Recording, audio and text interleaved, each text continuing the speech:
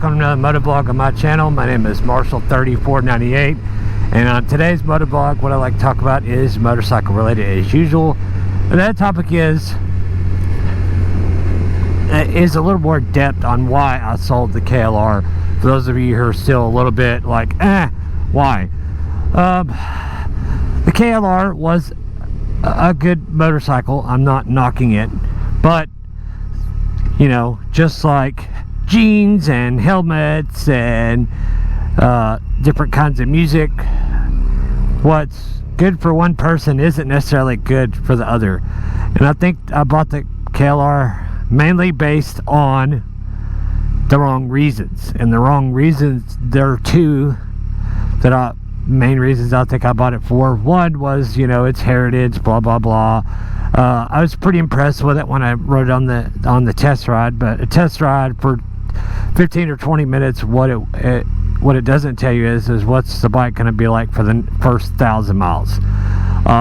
And you know, the main reason I bought the FJR, not FJR, I'm on an FJR, sorry, KLR, is you know, because of its heritage, what it was capable of and not capable of. The weight is the wrong reason I bought it for, and the first reason I bought it for mainly what, like I just said, what it is capable of, and the price more than anything.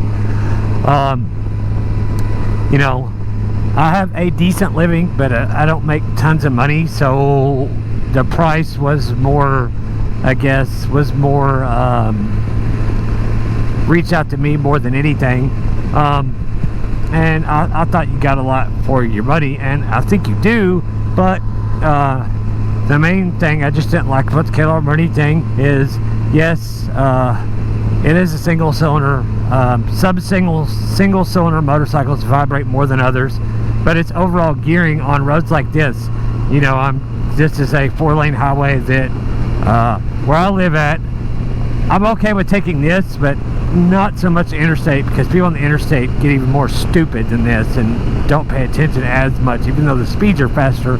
But roads like this that I ride on a lot, where you got a, you know, 55-mile speed limit, people are doing 60 to 65, closer to 70, and you've got to kind of ride at that speed, at least on a motorcycle, in my opinion, to kind of keep up with the traffic and keep flowing with the traffic without being you know, the pace car, so to speak, or the person who's going just a little bit too slow and makes them just that much more dangerous to other cars. So, you know, the KLR for me just wasn't that great at speeds above 60, or really is really happy. It's really at 50 to 55, and after that, because of only being a 5-speed, it just continued to get a little bit more vibrating, a little bit more uncomfortable to me. I guess because I'm not used to riding single-cylinder motorcycles, but that one I think was really geared just a little bit too low. I think a 6-speed on that bike would have solved a lot of my issues with it more than anything. And what I really want out of it, my second bike, not this one that I'm riding, my FJR. But what I really want out of a second bike for me is an adventure bike that is a little more road focused. You know, something with a lot less weight. You know, KLR without any protection on it is approaching 500 pounds. It's like 470. But let's be honest, if you're at an adventure bike, you're gonna, especially take it on trips like I want to, like the Middle Lake BDR is only an hour ride from me.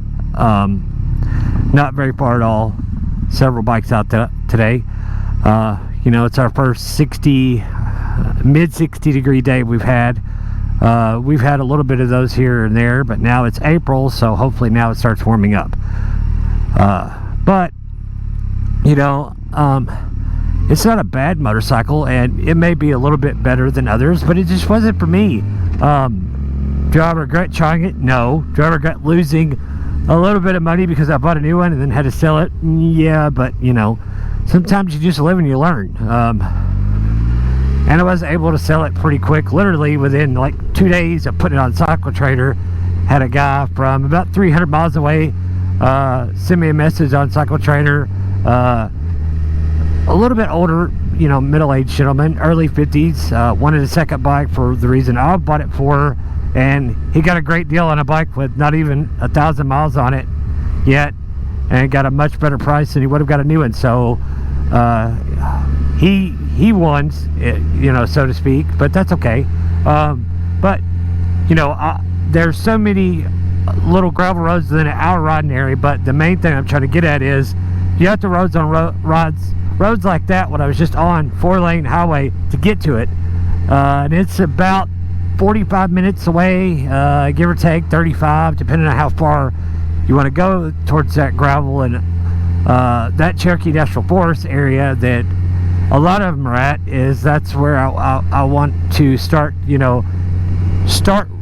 small and just ride like fire roads and gravel and stuff, just to get used to riding off-road and get the feel of what it feels like to ride in a little bit much lower traction, less traction environment.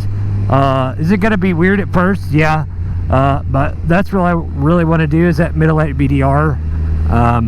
Start there, or start all the gravel roads around there. Then that middle 8 BDR is literally only the start of it is about an hour and a half for me, and then day one where I'm at, I pick up Virginia, is about 100. I think the first day one is 140 miles. So if I start out early, I think I could just take the trip up there, do the first day one day, and then see where I'm at from there. Then maybe do day 2 and day 3 and another day, and then come back home and make a pretty decent trip out of it. And I think that's something I really want to try, and I think it's something that I'm going to enjoy, especially day one, because day one is mainly mostly pavement more than anything. But that's the main reasons I got the KLR. The KLR's not a bad bike. I'm not knocking the KLR, but it just wasn't for me. And I just want to get something a little more street focused, something with maybe a 19-inch front wheel. Those of you who would like to know the bike that I have in mind, stay tuned to my channel and you will see it on the next motor vlog after this. So on that, guys, if you've not already done so, please like, share, and subscribe. Leave a comment down below and talk about the comments, and ride safe and have fun. We'll see you on the next one. See ya.